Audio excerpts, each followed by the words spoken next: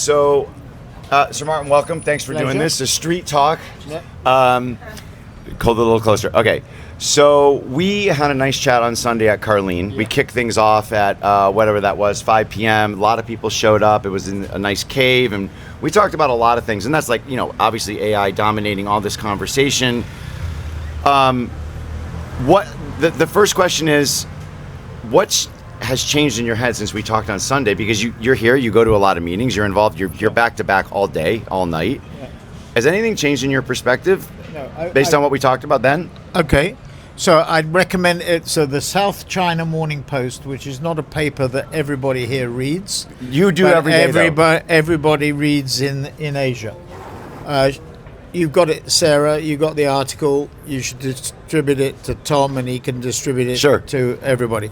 Because that, for the first time ever, a journalist has managed to encapsulate what I think our positioning is and what our view is, and answer that question. So the simple answer is read the South China Morning Post. I think it was out yesterday morning. Okay. And it certainly has caused some ripples. I won't go into who's most pissed off about it, but there's a lot of people who are pissed off about it. But I think it's what we think is the truth. So what do I think's different to Sunday? I would say it's the same as Sunday, but more so. So I think Cannes is in the wrong place. I'm not talking about being in Cannes. I'm talking about it's probably in the wrong place also. It's too hot. Yeah. And we should go somewhere else. We should go up the Alps somewhere like Davos or something like that. But what I'm talking about is they're too focused on the impact of AI on creative. Yep. They should be focused on the impact of AI on media planning buying. It's three areas of focus: visualization and copywriting, collapsing time and cost, changing the model to output-based pricing, personalization at scale. But as James Quincy of Coca-Cola said on a call I was on a year or so ago, if everybody's doing personalization, how the hell do I get Coke ads to be different? Right. And the answer is human beings. Yeah. At least until machines become more powerful than people. And what's interesting here is there are some people who don't think that's going to happen. Machines getting better. Yeah. And there are some people, and I would say the smarter people, think that machines are going to become more powerful, just like Eric Schmidt. So until he's generally not wrong. Yeah. But the real brains here, like a Paul Kotas, Alex Schultz at Meta, who are super good brains, I think that's what they're signaling. Okay? Yeah. So I think that's more, and then the emphasis should be on media planning and buying. Publicis made a fundamentally big mistake by calling out that audit report, whether it was leaked or whether it was, came out. Oh, the one on Trade Desk. Yeah, with Trade Desk, because that has now focused people on proprietary trading, take rates, transparency. Owen Gottlieb, as used to call it transparent untransparency. It now has to be transparent. And it was Brian Lesser who in 216 here said we're transparent about being not transparent. Yeah, well, right. So Brian was just copying Irwin. Yeah, so Irwin's the genius. That was a very poor imitation. So, Brian would be lucky if he was as clever as Irwin. Okay, you can quote me. So that's going to be in the South Morning Post tomorrow. Good. Okay, he'll be on Tom Triscari News tomorrow. But having said all that, we're back to where we were, maybe more so. It's actually Amazon now. Somebody just said to me, don't you think that's cyclical? So in 2016, remember K2, John Mandel, Kroll, K2, Pitchapalooza. Yeah, and you remember the FBI. So I was going to end up in the same cell as Morris Levy and and John Wren.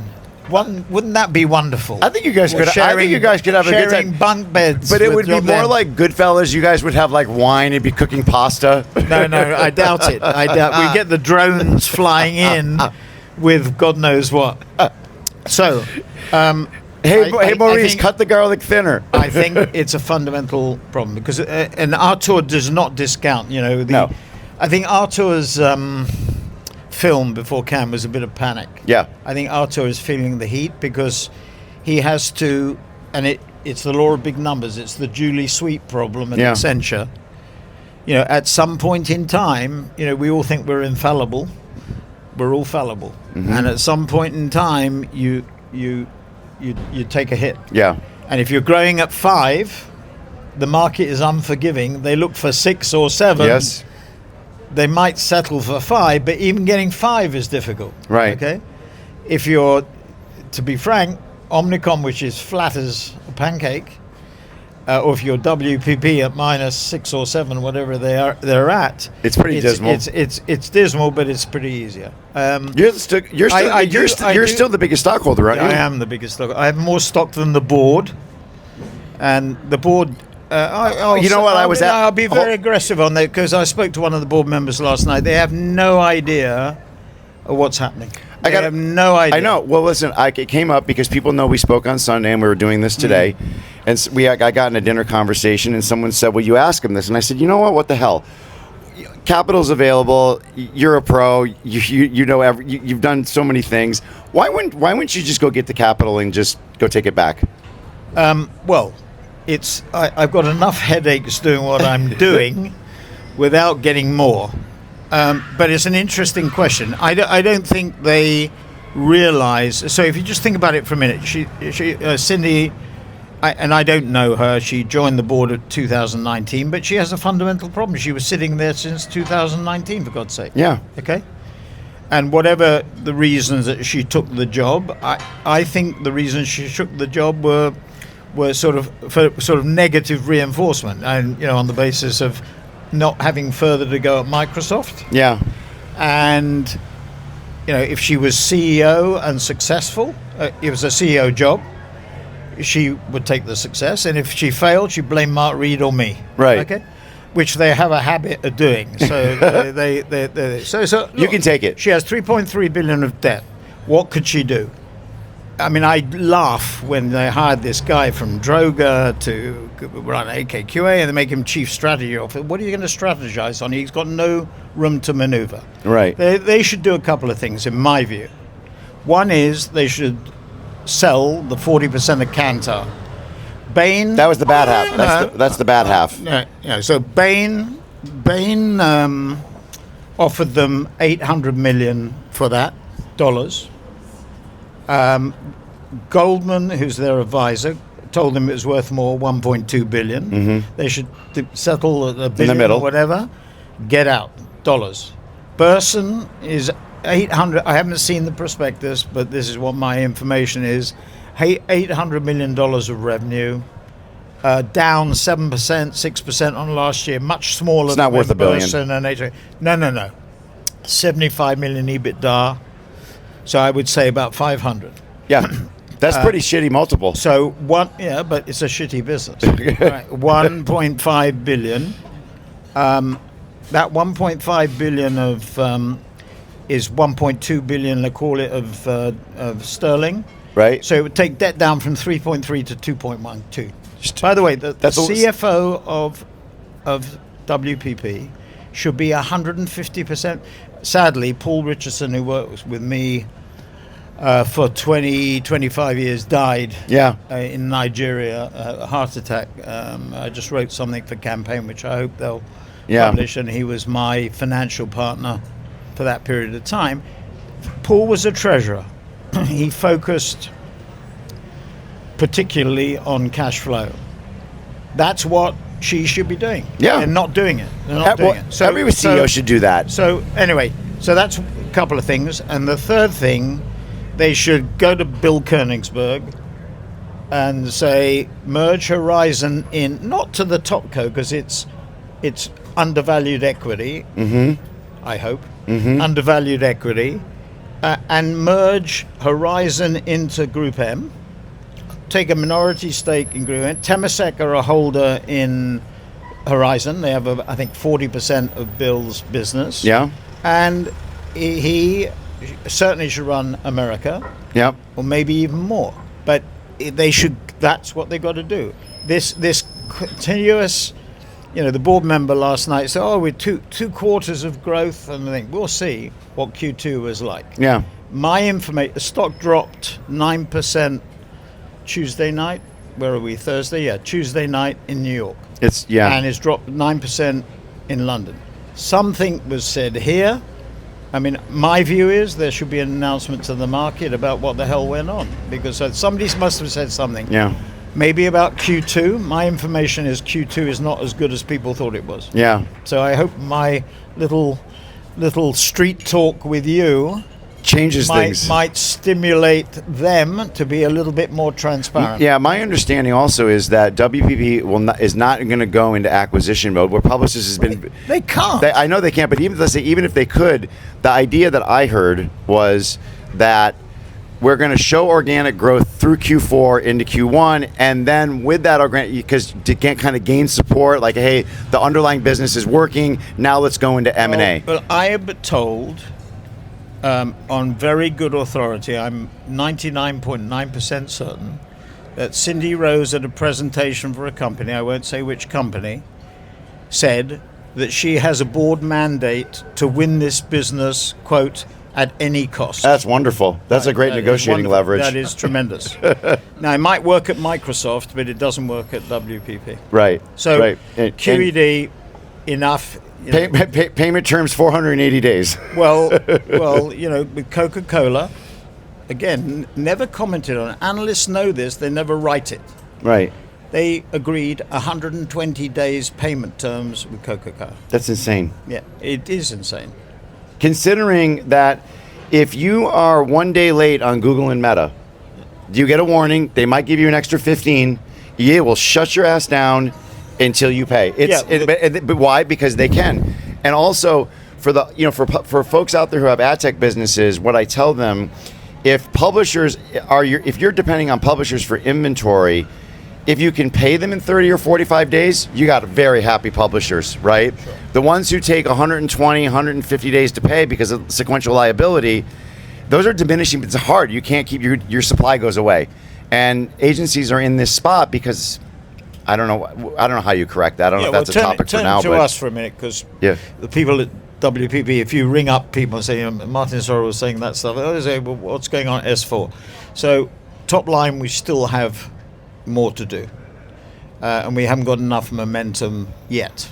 Getting slightly better, but we need more momentum. Yeah. Bottom line, improving quite significantly. Revenue per employee improving as well. Yeah. And then net debt, even better than the market thinks. Right. So I think it's starting to move in the right direction, but the top line, that's why CAN is so important. In the past in the last 12 hours, I've seen Meta, Google, Apple, and this morning Amazon. So that tells you what CAN is like, and that tells you where the focus of CAN is. Yeah. Which is with those hyperscalers. I mean, the hyperscalers, according to Goldman, are going to spend $5 trillion between 25 and 30 on Capex around AI. Yeah. Amazon is spending $200 billion. Paul confirmed it's in their S1. They spend $22 billion on advertising. So that's 4 weeks or 4.5 weeks. Right. Capex. Google spends. That's those four you said. Yeah. So Google, Meta, Microsoft, Alphabet, Meta, and Amazon. Okay. I think those are the four. Yeah. And then Google spending $200 billion. They spend $8 billion on ads. So it's 2 weeks. Yeah. Capex. Well, the way I think about it is on the $5 trillion. Not to get too in this technicality, but their economic spread, their return over the cost of capital is about a 30% spread, which is amazing. So they would expect $1.5 trillion in benefits down the road, and I think they get it. I think does the Capex pay off? Jim Chanos, the noted hedge fund bear. I was on a call. It was Jeff Sonnenfeld's, just like with Quincy. Actually, it was the same channel. Jeff Sonnenfeld runs the Yale CEO conference, which I'm not a Yaley, but you're a Harvard guy. I am a Harvard guy. Yes, it's the enemy. But anyway, he was saying every Capex cycle, what you have is somebody sells the Capex, gets the benefit 100% Like in NVIDIA. revenue, like NVIDIA. And now Google making chips as well, which is interesting. Right. But the buyer amortizes it over 7 years or 6 years. Which could be declining as that number. And then Chanos says the regulators, when you get booms like this, the regulator steps in and says, or the FCA or whatever, you've got to shorten the 3 years, maybe, right? Well, 3 years is the break-even point according to Chanos. Exactly. Right. So whether we'll get that pressure or not, I don't know. But there are people that believe it's circular. Yeah. And they believe that revenue, somebody's revenue is somebody else's capex and amortization. There may be something in that. I saw the CEO of a major, I won't say which name, major European infrastructure company, and he told me his order book is solid till 2030. Yeah. So this is not going to go away. Going into Q1, we thought the S&P 500, we thought the hyperscalers would be up about 530 billion of spend. It's 700 billion. Yeah, they keep underestimating it. Yeah, and it keeps on increasing. So sometimes the market dings you if you do that. Sometimes they say, they up it. Oracle's the levered one. Google did a super, as Ruth Porat, super intelligent thing. It raised 85 billion of equity the week before SpaceX. Goldman did that as well, which is quite incredible too. I mean, because they were timing it because they felt that it was going to be a good situation. Well, I don't know whether they're timing it or not, but they certainly got the equity away, and it tells you they've got good thinking. That they very good. It goes back to what I was saying about. Let me ask you this: Google's a $4.7 trillion company today, more or less. The last time I looked, I was at a conference with Laura Martin in New York at the Needham event, and I was on stage specifically to talk about Google as the bull case of Google. But then she asked me for one bear thing. I can't find a bear case for Google.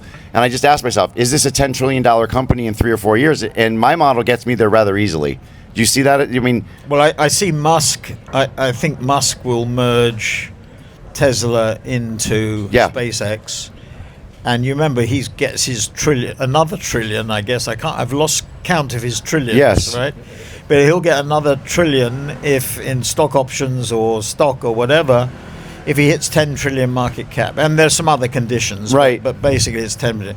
So my view is, he is not a man to be underestimated, and you give him a target, he'll get there. So Google, could Google hit? I mean, if either of those companies get to 10 trillion, if everybody else countries stand still, that makes them the third biggest country in the world if you equate market cap to GDP, because China's 20, America's 30.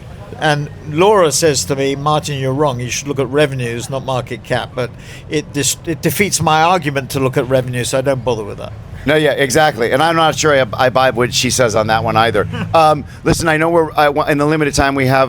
What questions do we have? I want to, we got Sir Martin here, so what questions? Anyone? Go ahead. Shoot. Don't be shy. Who's got a question? We're in the street. We're not recording. Anybody? Go ahead. Come on, guys. I say who you are. Rui. I met a few people that work at Monks and that work at Monks. Yeah. And they've mentioned you're actually very hands-on and no, very. I'm not as hands-on as was at WPP. Right? I'm 81 years old. That makes it a little bit more difficult to be 81 years young. To be hands-on. But I do. I think the more important point is I do enjoy it. Okay, because I mean, I wouldn't be sitting in the street with Tom Triscari. That is true. I can take a lot of shit. But essentially, as a founder, I always wonder, at some point, how much hands-on in the business you are, and it's like that's why I was wondering how important. I always remember the guy saying, somebody in retail saying, "Retail is detail." So is that your father? No, it wasn't my father actually, but it was somebody else. It was actually a guy called McCall, who ran a retail agency, which we acquired. Which we didn't acquire, sorry.